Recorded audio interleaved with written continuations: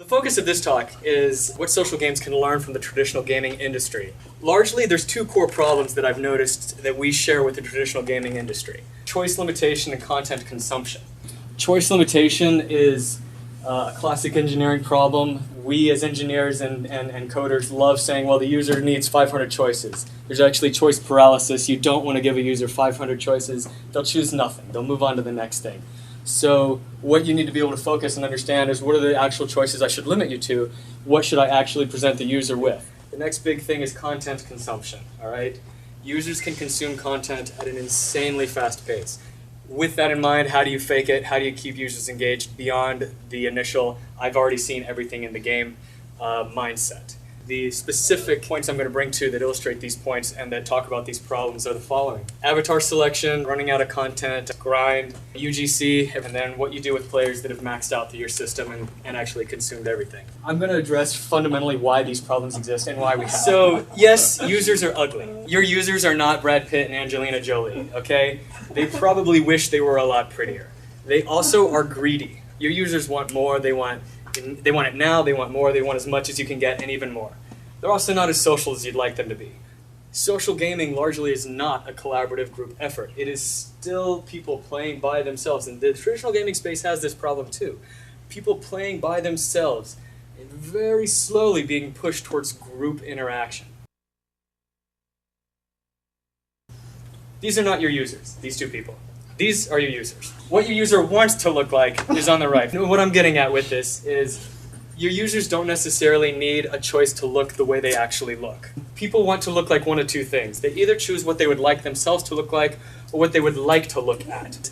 There's a mentality amongst gamers that is, if I have to stare at an ass all day, it's going to be an ass I like looking at. So, coming to the actual choices that you can give a user. What they largely care about is being able to choose gender and skin tone. Just those two options satisfy the vast majority of your users. So, solving the content problem. There are three things that game designers typically introduce to games to try and solve the content problem. Grind is typically introduced. You've seen it in so many games. User-generated content is the new hotness that everybody has the hots for, and is like, oh, it'll fix everything. Users will make content for us. We'll just sit back. And lastly, guilds. I'm going to discuss guilds, and guilds, in case you can't tell from the way I've structured this, are by far my favorite. Now, the solution, grind by itself, has a problem all on its own. It is boring. It's the same quest repackaged 100,000 different ways and times, but it's incredibly expensive to produce this new content, all right? Putting innovative, creative new quests for every single piece of content is unmanageable. The only way it works, though, users are happy with grind, and they will forgive you if the reward from doing the grind they feel was worth their time. This is consistent across all games. They will grind. They will do the same thing. They will push that damn button 100 times. And they'll get and at first they're getting a cookie and they love that cookie. It's delicious and they're like, oh, I love cookies. I'm going to eat cookies. And then once they have 1,000,000 cookies, they're like, fuck, I'm so tired of cookies. I just want to get to level 20 so I can have peanuts or whatever the hell you have. It doesn't matter what you're giving them. They just want something new, something different. So if you give them peanuts before they actually get tired of grinding and get tired of this repetitive, monotonous task, they will be happy and they will love you. Now, the big, most important aspect of this is peanuts have to be worth their time, all right? The reward has to be good enough. If peanuts suck, like say peanuts in my analogy, if peanuts are not as good as cookies and they were already getting cookies and you gave them peanuts and they're not as good, oh my God, expect a riot.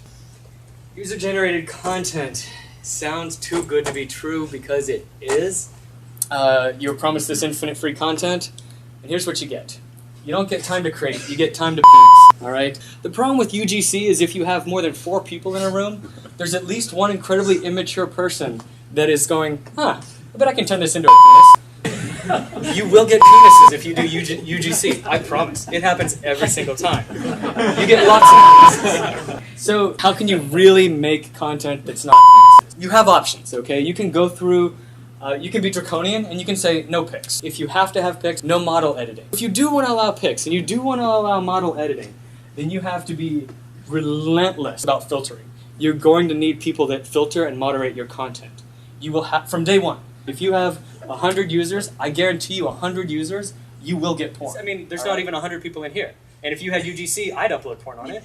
So I just proved my point, all right?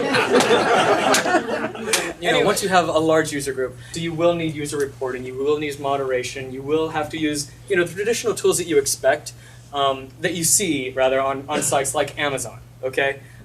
Lastly, I'm going to speak a little bit towards guilds. Users largely want to be Superman. They want to be the most powerful, strong character possible, that doesn't need help and doesn't need to work with anyone. The problem with Superman, if anyone ever read the comics, is Superman is an incredibly boring hero. It's a wonderful idea, a terrible problem to keep interesting storyline around, because the dude's immortal. He's impervious. Nothing hurts him. So you have to change the myth to actually introduce conflict and make it interesting. You have the same problem with users. They want this, and if you give it to them, they get bored.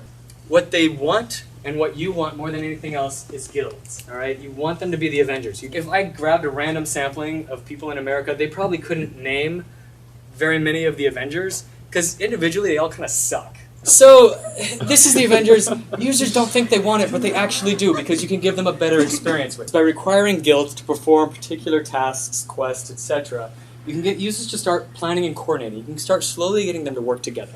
The reason you want this is because it actually creates UGC for you as a secondary effect, all right?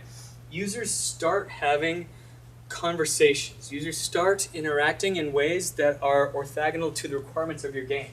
That's great. That's wonderful. You want them to treat World of Warcraft like a chat room, for crying out loud. And they do. You have these users interacting and they start to make these social connections, and they start working together in ways that aren't necessarily required for the game, but because you put them in a situation that they had to start talking, they start generating these conversations for you. They start, and I know, like I'm saying, it's almost like UGC. It's not necessarily, but you've introduced something for them content for them that they can consume, and it's a wonderful experience for your users. And it keeps them engaged. It keeps them moving. It keeps them, even if they're maxed out in the game, it keeps them interacting with people long after they should have been bored. They'll sign on because the human condition is one of loneliness, and they want to interact with other people. They want to talk to their friends in World of Warcraft. They know they have a lot in common already. These are great things. It keeps users coming back to the game for years and years.